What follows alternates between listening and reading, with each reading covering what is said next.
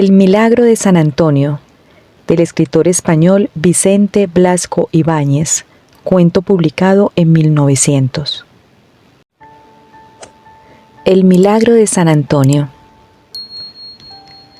Hacía años que Luis no había visto las calles de Madrid a las 9 de la mañana. A esta hora comenzaban a dormir todos sus amigos del casino, pero él, en vez de meterse en la cama, había cambiado de traje y se dirigía a la Florida, mecido por el dulce vaivén de su elegante carruaje. Al volver a su casa después de amanecido, le habían entregado una carta traída en la noche anterior. Era de aquella desconocida que mantenía con él extraña correspondencia durante 2 semanas.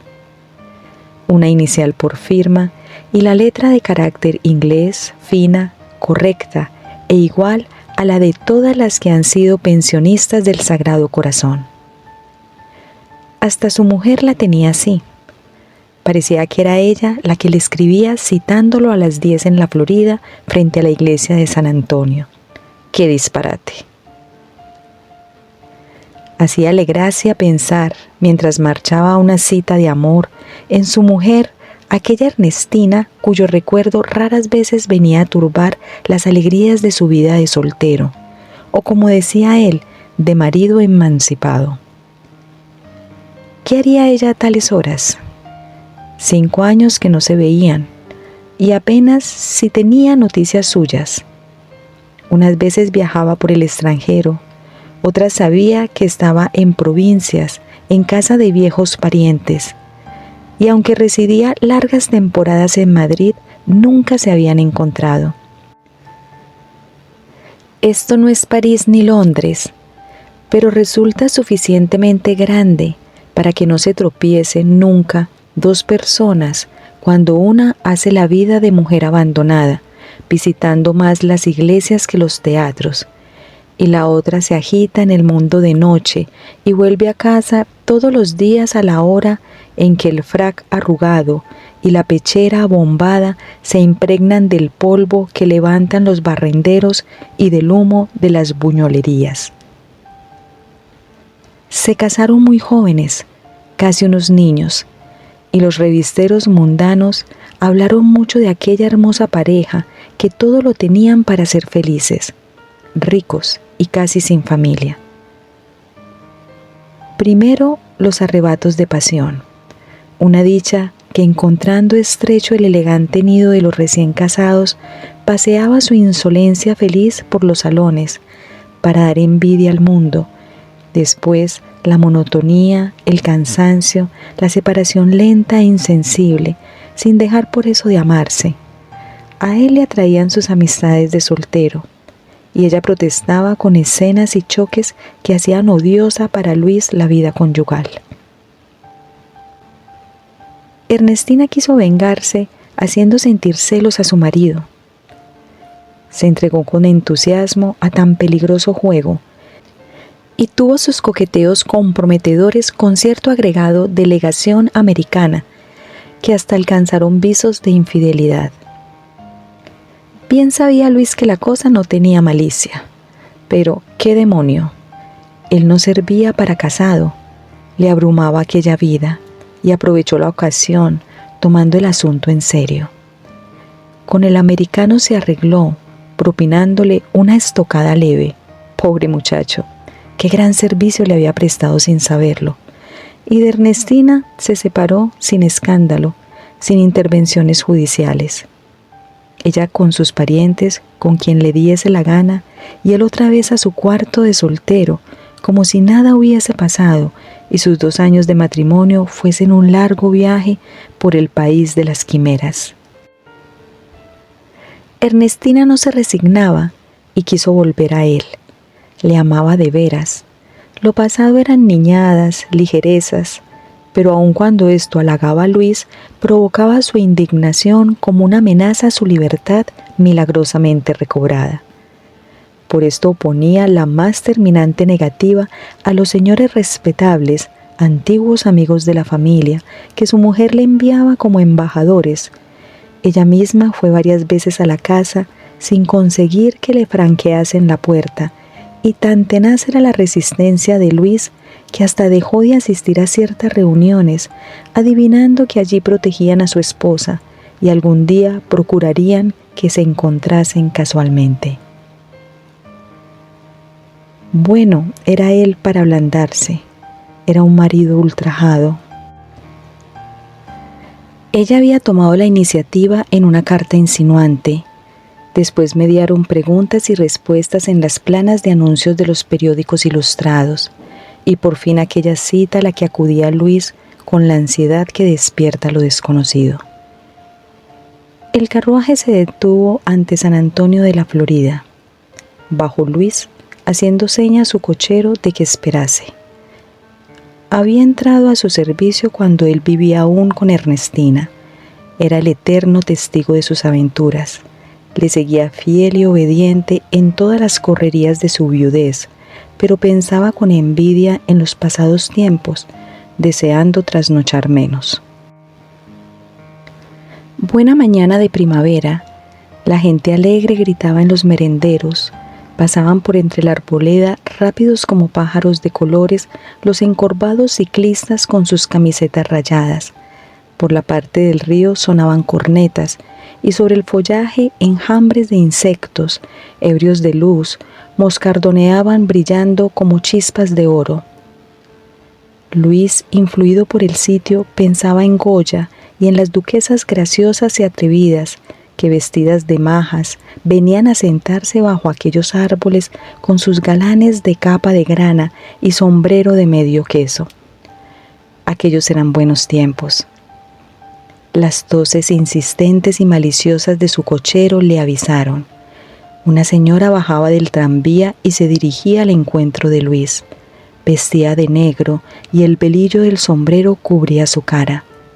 Esbelta y de gracioso andar, sus caderas movíanse con armónica cadencia y cada paso resonaba el frufru de la fina ropa interior. Luis percibía el mismo perfume de la carta que guardaba en su bolsillo.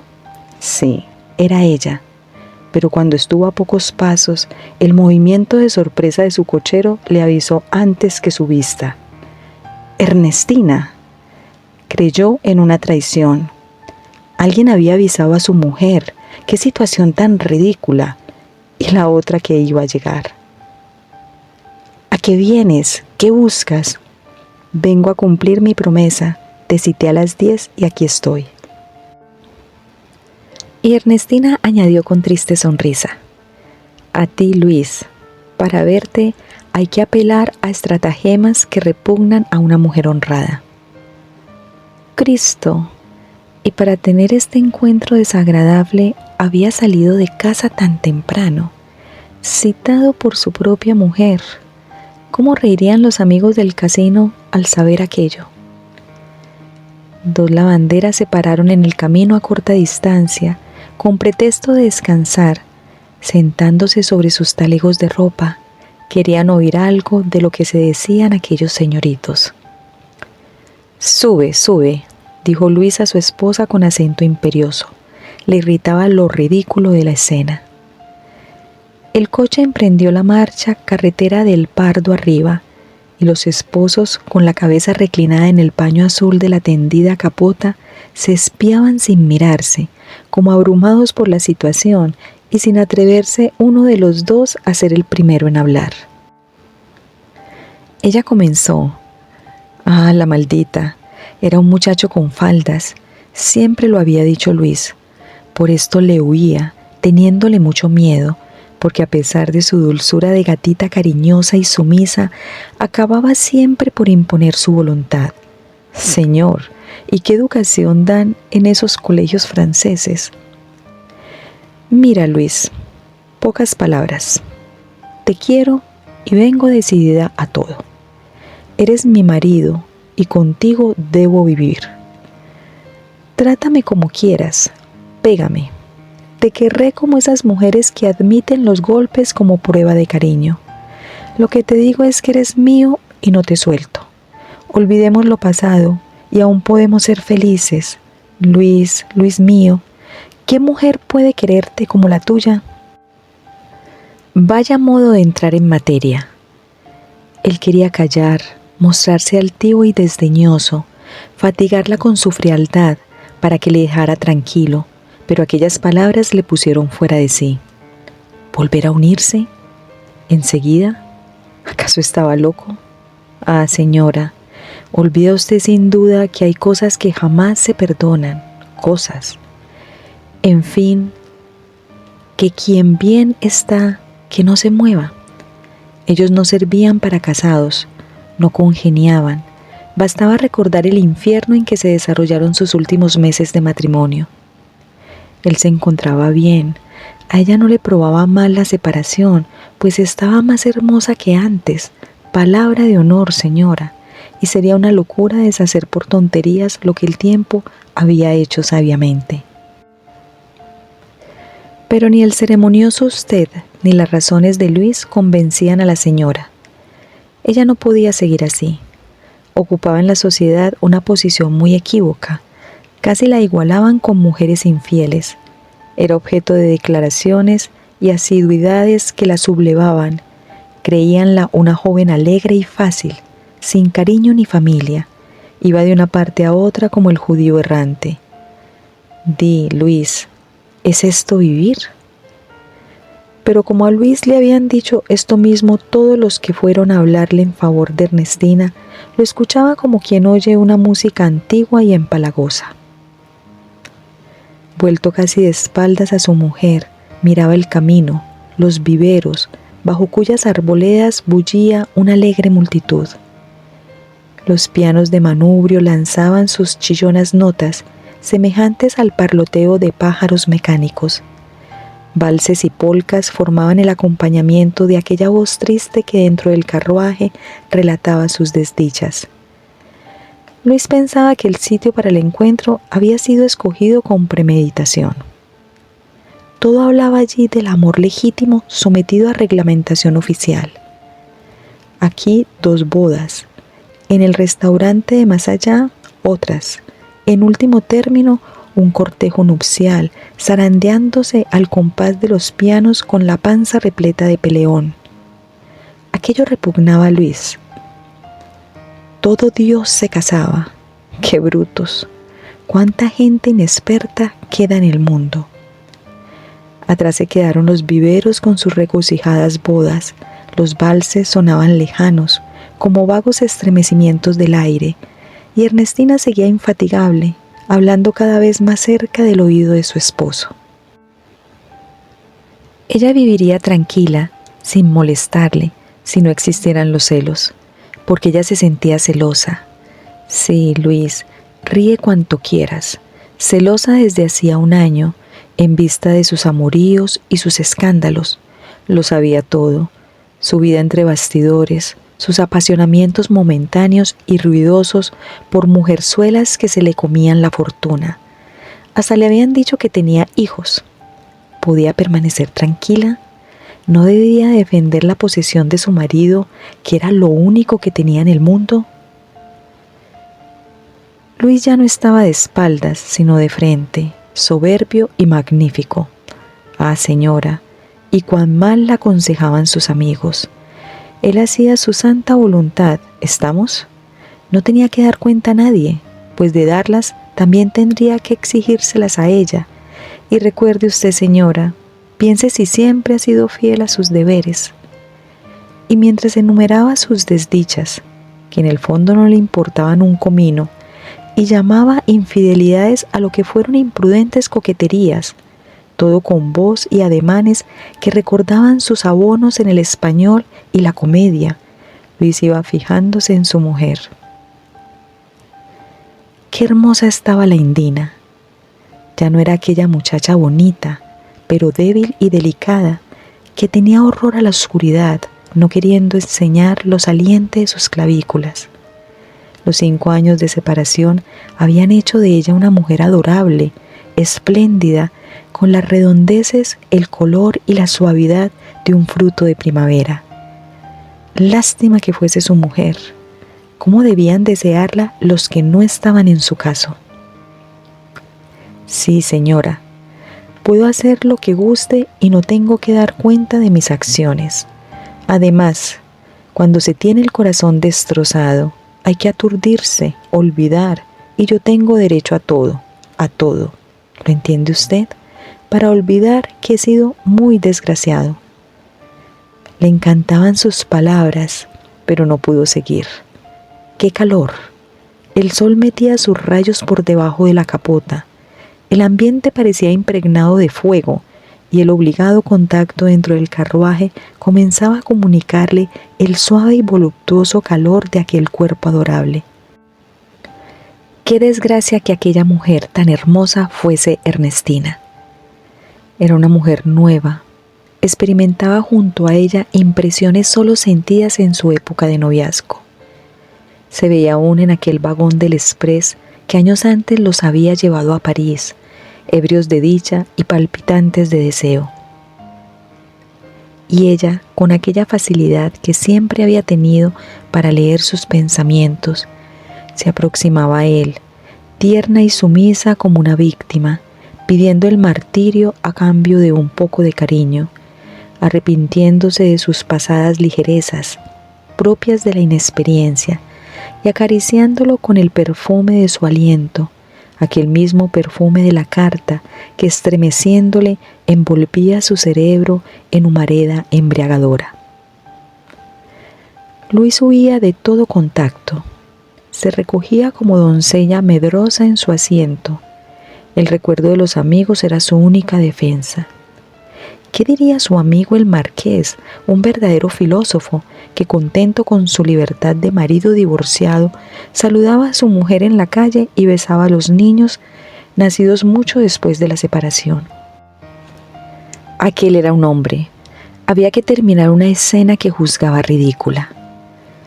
No, Ernestina, dijo por fin, tuteando a su mujer, nunca nos uniremos. Te conozco. Todas sois iguales. Es mentira lo que dices. Sigue tu camino, como si no nos conociéramos. Pero no pudo continuar. Su mujer le volvía ahora la espalda. Lloraba descansando la cabeza en el respaldo del asiento, y su enguantada mano introducía el pañuelo bajo el velillo para secarse las lágrimas. Luego hizo un gesto de fastidio. ¿Lagrimitas a él? Pero no, lloraba de veras, con toda su alma, con quejidos de angustia y estremecimientos nerviosos que conmovían todo su cuerpo. Arrepentido de su brutalidad, dio orden al cochero de detener el carruaje.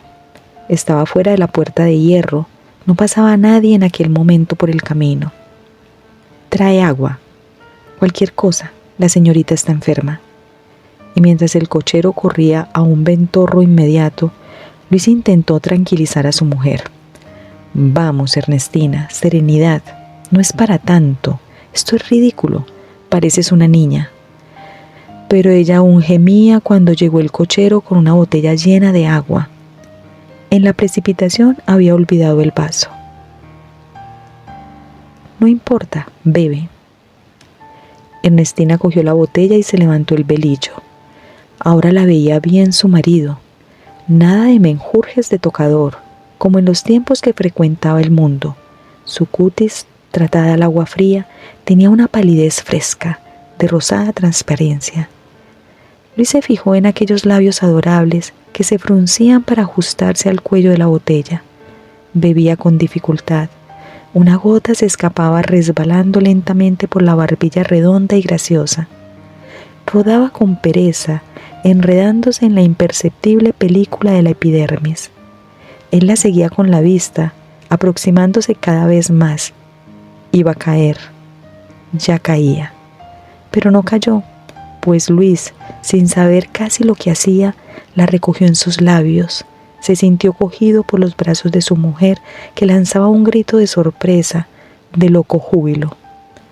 Por fin, Luis mío, si yo lo decía, si eres muy bueno. Y con la tranquila serenidad de los que no tienen por qué ocultar su amor, se besaron ruidosamente, sin fijarse en el asombro de la mujer del ventorrillo que recogía la botella. El cochero, sin aguardar órdenes, arreó los caballos camino de Madrid. Ya tenemos ama, murmuraba soltando latigazos a sus bestias. a casa pronto, antes que el señorito se arrepienta. El coche volaba por la carretera con la arrogancia de un carro triunfal y en su interior los dos esposos, agarrados del talle, mirábanse en compasión. El sombrero de Luis estaba a sus pies y ella le acariciaba la cabeza despeinándole el juego favorito de su luna de miel. Y Luis reía, encontrando el suceso graciosísimo. Nos van a tomar por novios impacientes. Creerán que escapamos de los viveros por estar solos y libres de convidados. Al pasar frente a San Antonio, Ernestina, reclinada en un hombro de su esposo, se incorporó. Mira, ese es quien ha hecho el milagro de unirnos. De soltera le rezaba pidiéndole un buen marido, y por segunda vez me protege dándome mi Luis. No, vida mía, el milagro lo has hecho tú con tu belleza. Ernestina dudó algunos instantes, como si temiera hablar, y por fin dijo con maliciosa sonrisa: Ah, Señor mío, no creas que me engañas. Lo que te vuelve a mí no es el amor tal como yo lo quiero. Es eso que llaman mi belleza y los deseos que en ti despierta. Pero he aprendido bastante en estos años de consuelo y soledad. Ya verás, Luis mío, seré muy buena, te querré mucho. Me tomas como un amante, pero con bondad y con cariño yo he de conseguir que me adores como a esposa. Fin.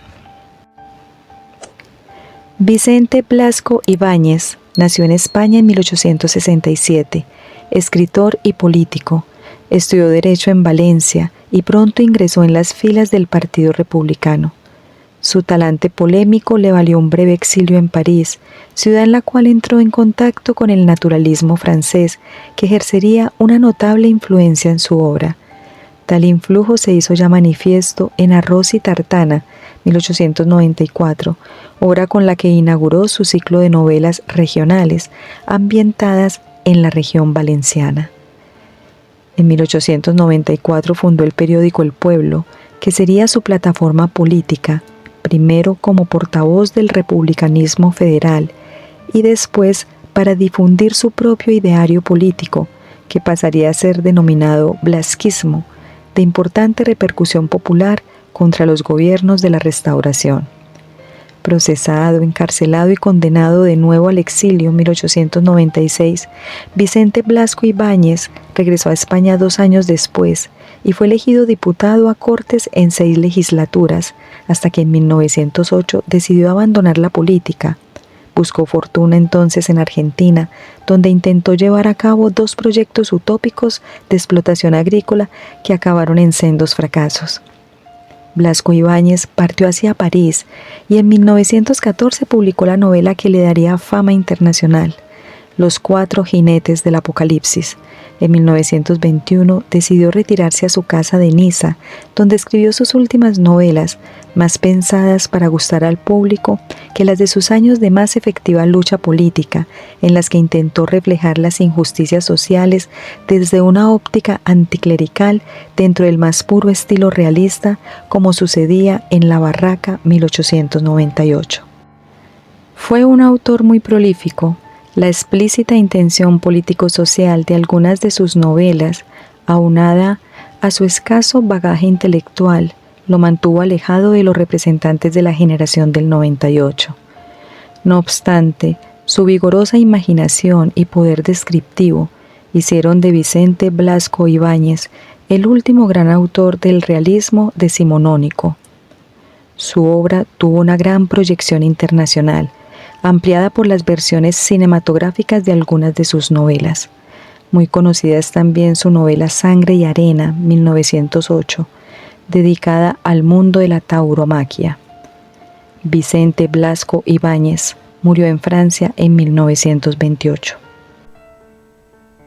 Gracias por escuchar. Narradores: Marilena Gil y Fernando Gutiérrez. Libromante es un proyecto enfocado en la difusión de obras literarias. Suscríbete y siempre recibirás nuestro contenido. Deja un like y esto nos ayuda a llegar a más personas. Muchas gracias.